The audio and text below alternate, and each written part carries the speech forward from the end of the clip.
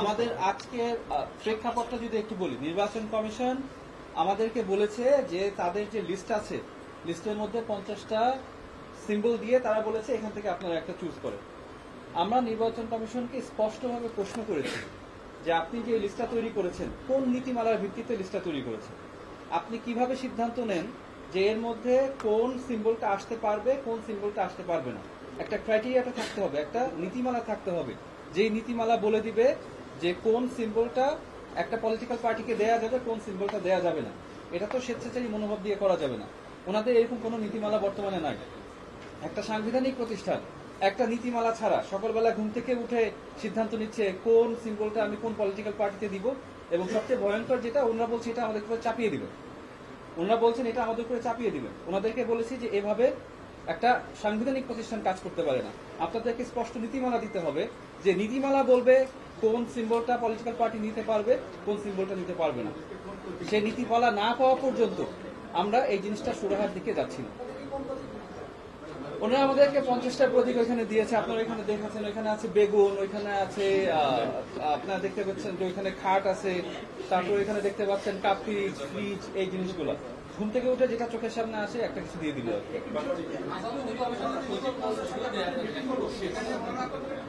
নির্বাচন কমিশন দিতে পারবে না, ওনাদের তো এরকম কোনো নিয়ম নাই, ওনাদের এই এখতিয়ারটা নাই।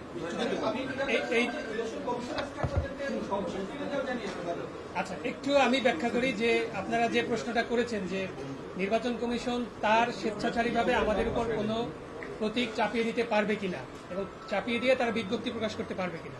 এখানে আমরা নির্বাচন কমিশনকে আজকে স্পষ্ট করে বলেছি এটা তারা পারবে না, তাদের আইন অনুযায়ী পারবে না। আপনারা জানেন যে তাদের একটা আইন আছে রাজনৈতিক দল নিবন্ধন বিধিমালা 2008, এইটার 7-2 বিধি অনুযায়ী পত্রিকায় দুইটা পত্রিকায় বিজ্ঞপ্তি প্রকাশ করতে হবে। সেই বিজ্ঞপ্তির ফরম্যাট কি হবে সেটা ওই বিধিমালার ফর্ম 2-এ স্পষ্ট করে উল্লেখ আছে। আপনারা জানেন যে ফর্ম 2-এ উল্লেখ আছে রাজনৈতিক দলের নাম দিতে হবে, তাদের ঠিকানা দিতে হবে এবং বলতে হবে, আমি এক্সাক্ট ওয়ার্ডিংটা দেখাচ্ছি আপনাদেরকে, যে উহাদের প্রার্থিত প্রতীক ড্যাশ, অর্থাৎ এনসিপির ক্ষেত্রে তারা যদি পত্রিকায় বিজ্ঞপ্তি পাবলিশ করতে চায় অবশ্যই আমরা যে প্রার্থিত প্রতীক চেয়েছি সেগুলোই এখানে উল্লেখ করতে হবে। এইখানে এই বিধি অ্যামেন্ডমেন্ট ছাড়া নির্বাচন কমিশন তাদের স্বেচ্ছাচারীভাবে তাদের ইচ্ছা মতো খামখেয়ালিভাবে কোনো প্রতীক আমাদের উপর চাপিয়ে দিয়ে বিজ্ঞপ্তি প্রকাশ করতে পারবে না।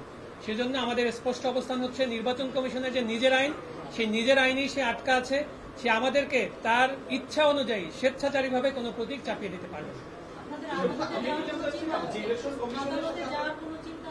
না, আমরা আদালতে কেন যাব? আমরা তো নির্বাচন কমিশনের যে জবাবদিহিতা সেটিকে আমরা জনগণের কাছে স্পষ্ট করব, যে তারা কিভাবে চলছেন, তাদের এই যে সিদ্ধান্তগুলো এগুলো কিভাবে পরিচালিত হয়, তারা সাংবিধানিক প্রতিষ্ঠান হিসেবে জনগণের টাকায় কিভাবে তারা পরিচালিত হন, তারা কি এভাবে মধ্যযুগীয় কায়দায় চলবেন নাকি তারা একটি আইন অনুযায়ী তারা চলবেন, এটিকে তাদেরকেই জনগণের কাছে স্পষ্ট করতে হবে, অথবা তাদের যে সক্ষমতা সেটি নিয়ে প্রশ্ন উঠবে জনগণের কাছে।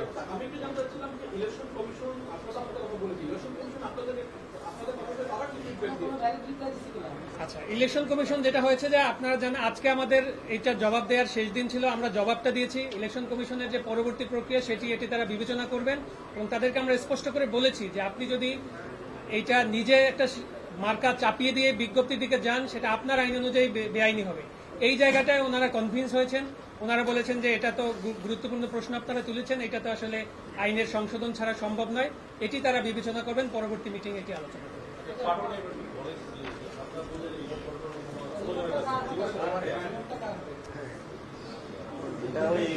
আপনার এই গত প্রেস কনফারেন্সে কয়েকজন সাংবাদিক বন্ধু আমার কিছু কথাবার্তা কষ্ট পেয়েছেন, আমি দুঃখ প্রকাশ করছি, স্বীকার করে দিচ্ছি। আমি কয়েকজন থেকে শুনেছি যে অনেকে মন খারাপ করেছেন, মন খারাপ করবেন না, মাঝে মধ্যে এমন হতে পারে। 2 নম্বর জিনিস হলো আমরা কিছু আজকে ওনাদের যে চিঠির উত্তরটা দিয়েছি সেখানে আমাদের কয়েকটা দাবি আছে, সেটাতে 4টি দাবি আছে। ক নাম্বার, নির্বাচন কমিশন অবিলম্বে লিখিতভাবে ব্যাখ্যা প্রদান করবে প্রতীক অন্তর্ভুক্তি বা বাদ দেওয়ার ক্ষেত্রে কমিশনের বিদ্যমান নীতিমালা বা মানদণ্ড কি এবং কোন আইনি ভিত্তিতে শাপলা, সাদা শাপলা বা লাল শাপলা প্রতীককে বর্তমান তালিকা থেকে বাদ দেওয়া হয়েছে। খ, যদি এমন কোনো মানদণ্ড এখনো প্রণয়ন না করা হয়ে থাকে তবে নির্বাচন কমিশনকে তা অবিলম্বে প্রণয়ন ও প্রকাশ করতে হবে এবং সকল রাজনৈতিক দলের ক্ষেত্রে সমভাবে প্রয়োগ করতে হবে। গ, নির্বাচন কমিশন 2008 সালের বিধিমালায় ফরম 2 অনুসারে এনসিপির প্রার্থিত প্রতীকের নাম উল্লেখ করে বিজ্ঞপ্তি প্রকাশ করতে হবে। ঘ, কমিশন প্রতীক বরাদ্দের বিষয়ে যুক্তিসঙ্গত, স্বচ্ছ ও ন্যায়সঙ্গত সিদ্ধান্ত গ্রহণের মাধ্যমে তার সাংবিধানিক দায়বদ্ধতা প্রদর্শন করবে।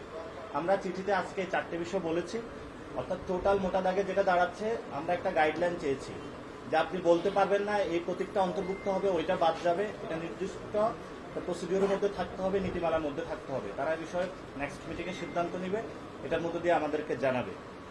আর যেটা হয়েছে, এতদিন নির্বাচন কমিশন তাহলে চলছে কিভাবে, সেটা আমাদের হাসনাত আব্দুল্লাহ বলেছেন, এটা একটা জঙ্গলীয় কায়দায় চলছে, কোনো রুলস রেগুলেশন নাই। এটা মর্জি মাফিক অনুযায়ী যার যে এখানে রাজা তার শাসন, উইদাউট কোনো রুলস রেগুলেশন, কোনো নীতিমালা, কোনো কিছু ছিল না। তো আমাদের শুধু বারবার আমরা বলে আসছি, এই নির্বাচন কমিশন আস্তে আস্তে আমাদের জুতার তলা ক্ষয় হয়ে যাচ্ছে। আপনারা যেভাবে বিভিন্ন সরকারি অফিসে যাচ্ছেন, সেই ক্ষেত্রে এই নির্বাচন কমিশন একটি রাজনৈতিক দলের নিবন্ধন পাওয়ার জন্যই তারা আমাদের জুতোর তলা ক্ষয় করে দিচ্ছে। তো এই পরিস্থিতির মধ্য দিয়ে আমরা আরো অনেকগুলো সমস্যা, যেখানে আজকে আপনাদের সামনে বলতে চাচ্ছি, এই যে গণ অভ্যুত্থানটা হলো, তা আপনারা একটু সব মনোযোগ দিয়ে একটু সময় নিয়ে শুনবেন যে আমাদের এই গণ অভ্যুত্থানটা যে হলো, এখানে কিন্তু আওয়ামী লীগের অনেকগুলো অ্যাসেট রেখে তারা চলে গিয়েছিল, এবং এই নির্বাচন কমিশনটা 15 বছর তারা নিজেদের মতন সাজিয়েছিল। তো এই যে তারা এই গনিমতের মালগুলা রেখে গিয়েছিল, সেই গনিমতের মাল উপদেষ্টা, বিএনপি, জামাত সবাই গনিমতের মালগুলো ভাগ করে নিয়েছে। এবং রাষ্ট্রের বর্তমান যা অবস্থা, এই ইলেকশন কমিশনও তারা গনিমতের মাল হিসেবে ভাগ করেছে। আর্মি এক ভাগ নিয়েছে, বিএনপি এক ভাগ নিয়েছে, জামাত এক ভাগ নিয়েছে। কিন্তু আমরা তো জনগণের একটা প্রতিষ্ঠান হিসেবে এই নির্বাচন কমিশনকে দেখতে চাই। এজন্য আমরা ওনাদেরকে বলেছি যে এটা 3-4 দল বা আর্মির অথবা ডিজিএফআই এর একটা আপনি গনিমতের মাল হিসাবে দেখবেন না যে আওয়ামী লীগ রেখে গিয়েছিল পুরো নির্বাচন কমিশন খালি, আপনি রুলস রেগুলেশনের মধ্যে আসতে হবে। দ্বিতীয় একটি বিষয় যে আপনারা জানেন যে ইতিমধ্যেই গুমের ঘটনায় আমাদের দেশপ্রেমিক সেনাবাহিনীকে যারা কলঙ্কিত করার প্রচেষ্টা চালিয়েছিল, তাদেরকে আদালতের পর্যবেক্ষণে এসেছে এবং তাদেরকে সেখানে তারা গৃহবন্দী হয়েছে। কিন্তু গত 15 বছরে সেই সকল ব্যক্তির মধ্যে, যেমন জিয়াউল আহসান, আপনাদের নাম জানেন, উনিও এই নির্বাচন কারচুপি থেকে শুরু করে এই প্রতিষ্ঠানটা ধ্বংসের মধ্যে অন্যতম কারিগর ছিল। সেখানে তারও বিচারের কথা রয়েছে। তেমনিভাবে আজকে আমরা বলেছি গত 15 বছরে এখানে যারা নির্বাচন কমিশনে এই সকল কার্যক্রমের সাথে সংশ্লিষ্ট ছিল, তাদেরকে বিচারের আওতায় আনার জন্য। কিন্তু ওনারা আমাদেরকে যে উত্তরটা দিয়েছে, নতুন কোনো রিক্রুটমেন্ট হয় নাই, ফলত ক থেকে ক এর জায়গায় খ দিয়েছে, খ এর জায়গায় গ দিয়েছে, ইন্টারচেঞ্জ করেছে। কিন্তু নির্বাচন কমিশন আগের যে পরিস্থিতিতে রয়েছে সেই পরিস্থিতিতে রয়েছে। এই বিষয়গুলো আমরা উল্লেখ করেছি, তাদের নজরে এনেছি। আরেকটি বিষয় হলো, এই যে গণতান্ত্রিক যে যাত্রা আমাদের, এই গণতান্ত্রিক যাত্রায় আমরা নির্বাচন কমিশন কোন নির্দিষ্ট ধর্মের কাছে দিতে চাই না, কোন ধর্মীয় রাজনৈতিক দলের কাছেও দিতে চাই না, অথবা কোন ফ্যামিলির কাছে আমরা এই নির্বাচন কমিশন বর্গা দিতে চাই না। আমরা চাই নির্বাচন কমিশনটা জনগণের হবে। এই জন্য আমরা জুতোর তলা ক্ষয় করে হলো বারবার এই নির্বাচন কমিশনের কাছে আসি, আপনাদের সামনে দাঁড়াই। আমরা ওনাদের কাছে বলেছি যে নির্বাচন কমিশনকে স্বাধীন করুন, স্বাধীন প্রতিষ্ঠান হিসেবে রাখুন। না আপনারা জিয়া ফ্যামিলি, না মুজিব ফ্যামিলি, না রহমান ফ্যামিলি, না কোনো নির্দিষ্ট ধর্ম, কোনো একটা সেক্ট, যেটা আমাদের আপনারা জানেন যে একটি দল নিজস্ব ব্যানার জামায়াত ইসলামী নাম দিয়েছে, কিন্তু আমরা বাংলাদেশে লক্ষ্য করছি হাজারো, এখানে 90% মানুষ মুসলমান, যাদের সকলের ধর্ম ইসলাম। কিন্তু আজকে ইসলামকে 10% টেনে এনে তারা নির্বাচন থেকে শুরু করে বাংলাদেশের পলিটিক্যাল এরিয়ায় কিন্তু সর্ব জায়গায় এই ধরনের একটি মাফিয়াগিরির প্রচেষ্টা চালাচ্ছে। এজন্য আমরা বলেছি কোন নির্দিষ্ট ইসলাম, কোন নির্দিষ্ট ফ্যামিলির কাছে ইলেকশন কমিশন বর্গা না দেওয়ার জন্য, বাংলাদেশের যে জনগণ রয়েছে সকলের কাছে দেওয়ার জন্য। এবং আমরা তাদের কাছেও আহ্বান রাখবো, যদি নির্বাচন কমিশন একটি গণতান্ত্রিক প্রতিষ্ঠান আমরা রূপান্তর করতে পারি, তাহলে যেমন জামায়াত ইসলামী সুযোগ সুবিধা পাবে, রহমান ফ্যামিলিও সুযোগ সুবিধা পাবে, জিয়া ফ্যামিলিও সুযোগ সুবিধা পাবে, সকল মানুষ বাংলাদেশে সুযোগ সুবিধা পাবে। কিন্তু আর যদি 3 থেকে 4টা বা ডিজিএফআই এদের কাছে বর্গা দেওয়া হয়, তাহলে বাংলাদেশের অধিকাংশ 90% মানুষকে বঞ্চিত করা হবে। এজন্য বলেছি জনগণের পক্ষে নির্বাচন কমিশনকে দাঁড় করানোর জন্য আমরা তাদের কাছে স্পষ্টভাবে লিখিত দিয়েছি। আরেকটি বিষয় হলো যে আপনারা জানেন সামনে আমাদের যে জুলাই সনদের মধ্যে যে কার্যক্রম প্রক্রিয়া একটি বিষয় এসেছিল গণভোট। তা আমরা তাদেরকে বলেছিলাম গণভোটের বিষয়ে আপনাদের কাছে কোনো চিঠি বা নির্দেশনা সরকার থেকে এসেছিল কিনা, ওনারা জানিয়েছেন এই পর্যন্ত আসে নাই। অর্থাৎ জুলাই সনদের নামে যেই ড্রামাটা হয়েছিল সংসদ ভবনের সামনে, সেই নাটক মঞ্চস্থ শেষ হয়েছে, তারা এখন ঘুমাচ্ছে। আমরা সেখানে তাদেরকে বলেছি যে জুলাই সনদের বাস্তবায়ন প্রক্রিয়া নিয়ে নির্বাচনের কমিশনের এখানে কাজ রয়েছে, কিন্তু তারা বলেছে তাদের কাছে এখনো কোনো নির্দেশনা আসে নাই। জুলাই সনদের সাথে এই ঐক্যমত কমিশনে যারা জড়িত ছিল আমরা তাদের কাছে আহ্বান জানাবো, রাজনৈতিক দলগুলোকে আহ্বান জানাবো যে জুলাই সনদ কিভাবে বাস্তবায়ন প্রক্রিয়া যায়, গণভোট কিভাবে একটি অর্ডারের মাধ্যমে নিয়ে যাওয়া যায় সেটা দ্রুত সবার উদ্যোগ নেওয়ার জন্য। এবং আমরা সেখানে জানিয়েছি এই গণভোটের যে আদেশটা হবে সে আদেশটা আমরা চুপ্পুর হাত থেকে নিব না। সে আদেশটা অবশ্যই বাংলাদেশের বর্তমান যিনি প্রধান উপদেষ্টা রয়েছেন ডক্টর ইউনূস থেকে হতে হবে, যার হাত দিয়ে বাংলাদেশের মানুষের রক্তে রঞ্জিত হয়েছে, আহত হয়েছে, শহীদ হয়েছে এবং অন্যতম কারিগর ছিল চুপ্পু। সেই চুপ্পুর মধ্য দিয়ে হাতের সাইন দিয়ে এনসিপি বাংলাদেশে কোনো জুলাই সনদের সাইন মানবে না। এটা আমরা স্পষ্ট সরকারের কাছে আগেও জানিয়েছিলাম। আজকে গণভোট প্রশ্নে আমরা আপনাদের সামনে এই বিষয়গুলো আরো স্পষ্ট করছি।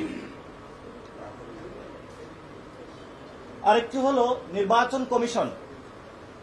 এই যে আমাদের যে সার্চ কমিটিটা গঠন হয়েছে নির্বাচন কমিশনের, আর্মি থেকে একজন, তারপরে হলো জুডিশিয়ারি থেকে একজন, যিনি জুডিশিয়ারি থেকে এসেছে উনি একটি নির্দিষ্ট দলের পক্ষে কাজ করতেছেন, যিনি সিভিল সার্ভিস থেকে এসেছে উনি একটি নির্দিষ্ট দলের পক্ষে কাজ করতেছেন, আর যিনি ডিজিএফ এর প্রেসক্রিপশন বা আর্মি থেকে এসেছে উনি ওইখানে কাজ করতেছেন। আমরা বলেছি এই নির্বাচন কমিশনকে জনগণের নির্বাচন কমিশন বানাতে হবে। এটা কোনো দল নয়, জুডিশিয়ারিতে যারা বসেছে দখল দিয়েছে তাদেরও নয়, যারা সিভিল সার্ভিসে বসেছে তাদেরও নয়, কোনো ক্যান্টনমেন্টেরও নয়, কোনো ডিজিএফ এর হেডকোয়ার্টারের এটারে কোনো ক্যান্টনমেন্ট সদর দপ্তর বানানো যাবে না। আমরা বলেছি নির্বাচন কমিশনকে এই চারটি যে অন্তরায় রয়েছে, অদৃশ্য শক্তি রয়েছে, এগুলো থেকে করাল গ্রাস থেকে নির্বাচন কমিশনকে মুক্ত করতে হবে। আমরা আজকে স্পষ্টভাবে তাদের কাছে এই বিষয়গুলো জানিয়েছি। আরেকটি বিষয় হলো রাষ্ট্রীয় প্রতীক, এবং তারা যে বিষয়টা এনেছে আমাদের রাষ্ট্রীয় প্রতীক, সেখানে তারা বলেছে শাপলা নাকি রাষ্ট্রীয় প্রতীক।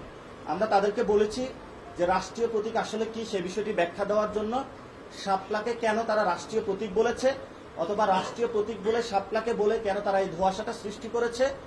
এই ধুন্দজাল সৃষ্টির মাধ্যমে তারা রাজনৈতিক অঙ্গনে নতুনভাবে একটা বিতর্কের সৃষ্টি করেছে এবং বলছে আপনারা সমাধান কল্পে আমরাও আপনাদেরকে ড্রাফটিং এ হেল্প করব, আপনারা একটা পলিসি গাইডলাইন করুন, যে গাইডলাইন অনুযায়ী অতীতে যারা প্রতীক পেয়েছে তারাও এই গাইডলাইনের অধীনে আসতে হবে। যদি প্রতীকের মধ্যে ধান থাকে তাহলে প্রতীক যদি আপনার রক্ষা করতে হয় তাহলে ধানকেও রক্ষা করতে হবে, তারাকেও রক্ষা করতে হবে।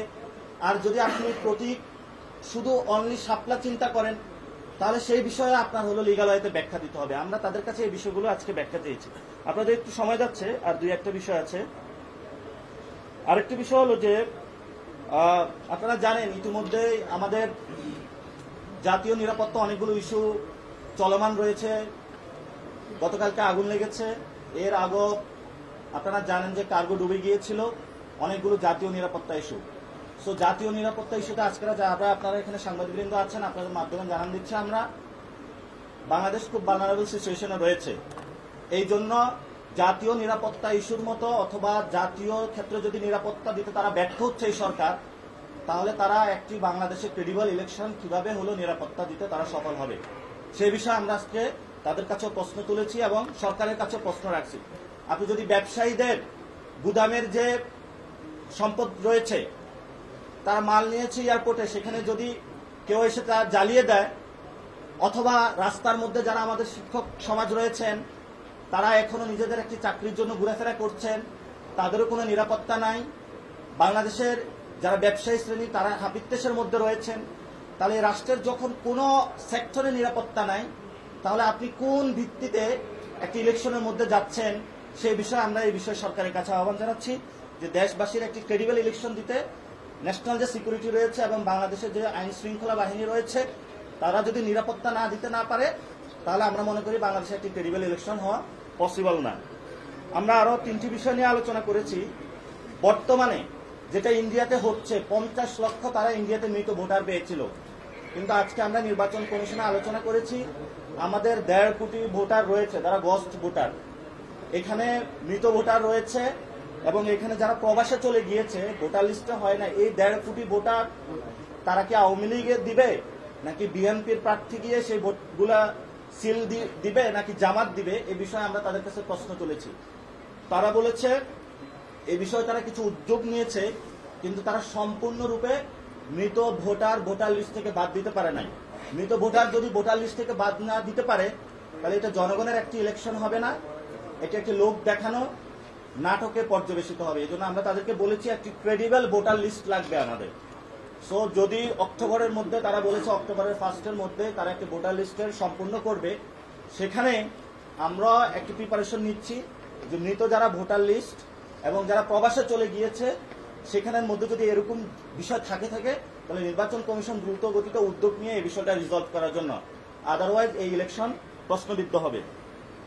আর একটা হলো যে আমরা আজকে ইলেকশন কমিশনের তাদের কনসার্নে নিয়ে এসেছি, ইলেকশন কমিশনের টেন্ডার থেকে শুরু করে বিভিন্ন জায়গায় এনআইডি কার্যক্রম নিয়ে অনেক দুর্নীতির খবর পাওয়া যাচ্ছে। যদি কোনো প্রতিষ্ঠান দুর্নীতিগ্রস্ত হয় সেই প্রতিষ্ঠানের পক্ষে একটি সুন্দর সুষ্ঠু ফেয়ার ইলেকশন দেওয়া বাংলাদেশে পসিবল না। তারা বলেছে এই বিষয়ে তারা উদ্যোগ নেবে, কিন্তু আমরা আবার এই জুতার তলা ক্ষয় করে ইলেকশন কমিশনে আসবো, আপনাদের সামনে উপস্থিত হব। আরেকটি বিষয় হলো যারা প্রিজাইডিং অফিসার রয়েছে, ইলেকশন কমিশন অলরেডি তাদের নিয়োগগুলো চলছে, অ্যাসিস্ট্যান্ট প্রিজাইডিং অফিসার যারা রয়েছে সেখানে তারা নিয়োগ দিচ্ছে যারা টিচার থেকে, কিন্তু আমরা দেখেছি গত 15 বছরে অনেক স্কুল কলেজ বিভিন্ন জায়গায় যারা হেডমাস্টার হয়েছিল, বিভিন্ন কর্মকর্তা হয়েছিল, তারা আওয়ামী লীগের নিয়োগপ্রাপ্ত ছিল এবং সেখানে উইদাউট এনি মেরিট বেস পরীক্ষা ছাড়া তারা নিয়োগ হয়েছিল। তো তারাই যদি ইলেকশনে অংশগ্রহণ করে এবং তারাই যদি ইলেকশন ওভারসি করে বা সেখানে দায়িত্বে থাকে, আমরা মনে করি না ইলেকশন ক্রেডিবল হবে। অর্থাৎ আগামী ইলেকশনটা কিভাবে ফেয়ার, সুষ্ঠু, ক্রেডিবল করা যায় সেগুলো নিয়ে আজকে আমরা কথা বলেছি। কোন কোন ক্ষেত্রে ইলেকশন কমিশন উদ্যোগ নিতে পারে আমরা সেই ওয়েগুলো তাদেরকে দেখিয়েছি। আমরা চাই গণতান্ত্রিক পন্থার জন্য একটি সুষ্ঠু, সুন্দর, স্বাধীন ইলেকশন কমিশন গঠনের জন্য। আমরা শুধু শাপলার জন্য এই জায়গায় আসি নাই, আমরা একটি নতুন বাংলাদেশের নতুন ইসি বা স্বাধীন ইসি প্রতিষ্ঠার জন্য এখানে এসেছি। পরিশেষে যেটা বলবো, আমরা এখনো আশা রাখি আমরা শাপলা পাবো এবং তাদের সাথে আজকে এটা নিয়েও কথা হয়েছে। তারা যেটা বলেছে একটি হলো তারা যে বিজ্ঞপ্তিটা দিবে সেটা আমাদের বলেছি, আমাদের যে শাপলা, সাদা শাপলা বা লাল শাপলা প্রার্থী তো আমাদের যে প্রতীক সেটাই তাদেরকে দিতে হবে এবং আমরা তাদেরকে সেই 2008 সালের যে আইন সেটা আমরা উল্লেখ করেছি, তারা এটাতে কনভিন্স হয়েছে এবং তারা এটা বলেছে এটাতে তারা যাবে। সেকেন্ড বিষয় হলো যে তারা এই কথাই পর্যন্ত বলে না যে শাপলা দিবে না, এবং চিফ ইলেকশন কমিশনার যে কয়েকদিন আগে বলেছিল যে তারা বাড়াতেও পারে প্রতীক অথবা কমাতেও পারে। আমরা তাদেরকে আজকে যে চিঠি সেটাতে বলে এসেছি শাপলাকে দ্রুত অ্যানলিস্ট করে শাপলা প্রতীকটা জনগণের প্রতীকটা জনগণকে বুঝিয়ে দেওয়ার জন্য। ধন্যবাদ। আগামী ফেব্রুয়ারিতে যে ভোটের কথা বলা হচ্ছে, আপনি যে এখন এনভায়রনমেন্ট বলেন, আপনি কি মনে করেন যে এখনকার পরিস্থিতিতে আগামী ফেব্রুয়ারিতে ভোট হওয়া সম্ভব না? ভোটার লিস্টে এখনো 1.5 কোটি হলো মৃত ভোটার অথবা প্রবাসে যারা চলে গিয়েছে, এগুলো ঠিক করা হয় না এখনো। ইলেকশন কমিশনে এখনো আওয়ামী লীগের যারা কর্মকর্তা ইন্টারচেঞ্জ করে আছে। দুর্নীতি এখানে একটু প্রতিষ্ঠান, এটা দুর্নীতিগ্রস্ত। কমিশন 4 ভাগ হয়ে রয়েছে, একজনকে নিয়েছে আর্মি, বাকি 3 জনকে দলগুলো ভাগ করে নিয়েছে। মাঠ লেভেলে যে প্রিজাইডিং অফিসার সেখানেও আওয়ামী লীগের লোক। তারপরে যারা নির্বাহী দায়িত্বে থাকবেন, আপনি পুলিশের কোনো চেঞ্জ হয় নাই, ন্যাশনাল সিকিউরিটিতে ব্যবসায়ীদের কোনো নিরাপত্তা নাই। এই পরিস্থিতিতে ফেব্রুয়ারিতে ইলেকশন কিভাবে হবে সেটা আমাদের প্রশ্ন। কিন্তু আমাদের যে প্রচেষ্টা, আমরা চাই বাংলাদেশে দ্রুত একটা ইলেকশন হোক। আমরা সেই প্রচেষ্টাটা চালিয়ে যাচ্ছি, আমরা দিনরাত পরিশ্রম করে যাচ্ছি এবং সাথে সাথে যদি ওনারা বিষয়গুলো রিজলভ না করে তাহলে আসলে বাংলাদেশে একটি সুষ্ঠু ইলেকশন হবে না। এটা জনগণকে জুলাই সনদ ঘোষণাপত্র নামে আমাদেরকে প্রতারণা করা হয়েছিল, জুলাই সনদের নামেও প্রতারণার উদ্যোগ নেওয়া হয়েছিল। 6 মাস ব্যাপী রাষ্ট্রীয় টাকায় সব দলগুলো মিলে একসাথে কাজ করে একটা সিদ্ধান্ত এসেছে, কিন্তু ইমপ্লিমেন্টেশনের কোনো প্রসেস তারা দেয়নি। এবং সেখানে আপনাদের একটা কথা বলে রাখি যে ইলেকশন কমিশনে এখন নিবন্ধিত দল কয়টি? 50টির উপরে রয়েছে, কিন্তু কনসেনসাস কমিশনে কয়টি দল ছিল? তাহলে ইলেকশন কমিশনে যদি রেজিস্টার এতগুলো দল হয়, কনসেনসাস কমিশনে কয়টি ছিল? এই হিসাবগুলো তাদেরকে আমরা মিলানোর জন্য বলেছি। এই জন্য এটা শুধু জাতীয় পার্টি না, আপনারা জানেন যে এই 24-এর ইলেকশনের আগে ডিজিএফআই এর প্রেসক্রিপশনে কয়েকটি দলও নিবন্ধন হয়েছিল, এবং এই দলগুলোর গত 1 বছর আমরা কোনো কার্যক্রম দেখি নাই। সে বিষয়ে তাদেরকে আমরা উদ্যোগ নেওয়ার বলেছি। অর্থাৎ আপনি যখন একটি ক্রেডিবল ইলেকশনে যাবেন, আপনার ভোটার লিস্ট সেটা ক্রেডিবল হতে হবে, দলের যে নিবন্ধনের যে লিস্ট, যে প্রতীকগুলো, সেগুলো ক্রেডিবল হতে হবে। আমরা সেটা বলছি করাপশন ফ্রি একটা প্রতিষ্ঠান হতে হবে। ইলেকশন কমিশনার যারা, তারা হলো দলদাস হতে পারবে না, কোনো ডিজিএফআই এর প্রেসক্রিপশনে কেউ হতে পারবে না। আমরা এই বিষয়গুলো তাদের কাছে স্পষ্ট করেছি, এবং নির্বাচন কমিশনের বিষয়ে নির্দিষ্ট গাইডলাইন থাকতে হবে। কোন ব্যক্তির নিয়মতান্ত্রিক বা যা মন সকালে উঠে যা মনে আসে সে অনুযায়ী নির্বাচন কমিশন চলাবে, এটা আর বাংলাদেশে চলতে দেওয়া যাবে না। আমরা তাদের কাছে সতর্ক করে দিয়েছি, যদি তারা এটা করে, এই বিষয়গুলো সমাধান না করে, ইলেকশন কমিশনের সকলেই পদত্যাগ করাতে আমরা বাধ্য হব।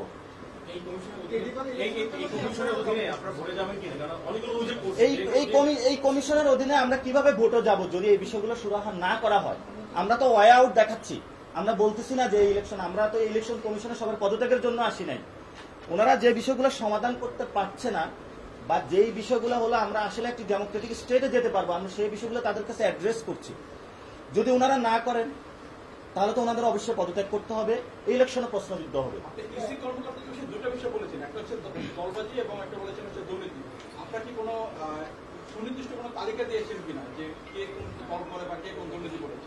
এটা তো আপনারাও জানেন যে ইসির মধ্যে কে আসলে কোন দল। এটা যখন আমরা, যেমন আমি নাগরিক কমিটি যখন আহ্বায়ক ছিলাম, তখন আমাদের কাছেও একটা লিস্ট এসেছিল, সব দলগুলো নিজেদের মধ্যে ভাগ বটোয়ারা করে। ইলেকশন কমিশনের অফিসটা ফুল তো খালি ছিল, অন্য সময় ফুল খালি থাকে না, 1-2 জন চেঞ্জ হয় বসে, তো সবাই মিলেমিশে বসিয়েছিল। আমরা সেখানে অংশগ্রহণ করি নাই।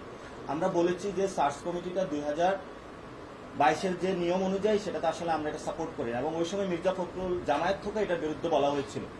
কিন্তু যখন ক্ষমতার প্রশ্ন এসেছে, বাংলাদেশে আসলে গণতন্ত্র নাই। বিএনপি যে গণতন্ত্র বলে, এই গণতন্ত্রের মধ্য দিয়ে আসলে জিয়া ফ্যামিলির কয়েকটা লোক ক্ষমতা যেতে চায়, পিপলের এম্পাওয়ারমেন্ট হয় না। জামায়াত ইসলামী যে গণতন্ত্র বলে, জামায়াতের ইসলামের 1-2 লক্ষ নেতাকর্মী ক্ষমতা যেতে চায় না। আমরা যে গণতন্ত্র বলি, সেই গণতন্ত্রে আমরা পিপলের পাওয়ারমেন্ট চাই, এবং এই জন্য আমরা লড়াইটা চালিয়ে যাচ্ছি। কি একটু স্পষ্ট বলবেন? ঠিক আছে।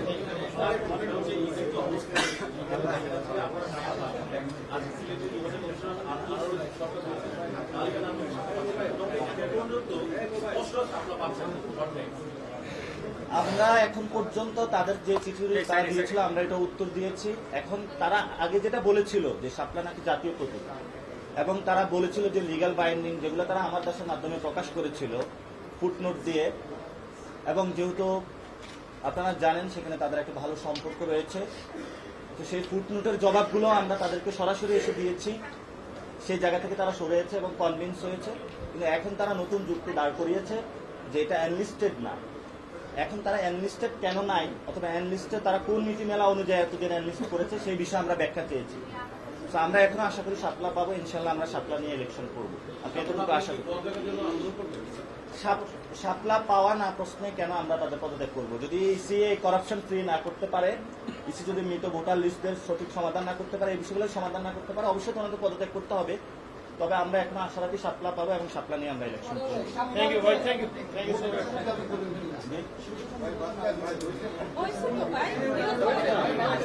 সুষ্ঠু এখন নির্বাচন কমিশনে যদি কেউ বসে রেস্ট নেয়, আপনারা জানেন নির্বাচন কমিশনের অনেকেই প্রবাসী ভোটারের নামে বিদেশে আমোদ প্রমোদে ব্যস্ত, তারা বিদেশে ঘুরে বেড়াচ্ছে, এবং আমাদের যারা ডায়াসপোরা রয়েছে তাদের থেকে আমরা খোঁজ নিয়েছি, সেখানে যা মিটিং করে পায়ের উপর পা দুলিয়ে সেখানে তারা ঘুরে বেড়াচ্ছে। বাংলাদেশে যদি এই নির্বাচন কমিশন যদি সদিচ্ছা নিয়ে কোনো দলদাস না হয়ে, কোনো ক্যান্টনমেন্টের দাস না হয়ে 1 মাসও কাজ করে, বাংলাদেশে একটা ক্রেডিবল ইলেকশন দেওয়া সম্ভব। কিন্তু তারা সেই চ্যালেঞ্জটা তারা ফেস করবে কিনা, এই সৎ সাহস আমরা মনে করি ইলেকশন কমিশনের এখনো নাই। আজকে থেকেও যদি তারা তাদের সৎ সাহস নিয়ে কাজ করে, বাংলাদেশের জনগণের সাথে তারা গাদ্দারি না করে, তাহলে এটা বাংলাদেশে সম্ভব। আমরা বারবার তাদের কাছে এসে সেই দাবিটাই জানাচ্ছি, তাদেরকে একটু জাগানোর চেষ্টা করতেছি। তারা তো ঘুমিয়ে আছে, কিন্তু বাংলাদেশের মানুষ ক্রাইসিসে রয়েছে। এই বিষয়গুলো তাদেরকে বারবার আমরা কানে দেওয়ার চেষ্টা করতেছি, মিডিয়ার মাধ্যমে বাংলাদেশের মানুষকেও জানানোর যে ইসিকে সজাগ করা, ইসিকে দুর্নীতি মুক্ত করা, ইসিকে দল মুক্ত করা, ক্যান্টন মুক্ত করা, এটা এনসিপির একার লড়াই না। এটা সকল সাংবাদিক, সিটিজেন, সিভিল সোসাইটি থেকে শুরু করে সকল রাজনৈতিক দল, বাংলাদেশের সকল মানুষের দায়িত্ব। আমরা সেই দায়িত্বটা পালন করতেছি। আমরা সে গণ অভ্যুত্থানও পালন করেছি, ভবিষ্যতেও পালন করব। বাংলাদেশের মানুষের যতগুলো দাবি কাজ আমরা কাজ করে দেব। ধন্যবাদ সকলকে। আসসালামু আলাইকুম। আরে সামনে যাই।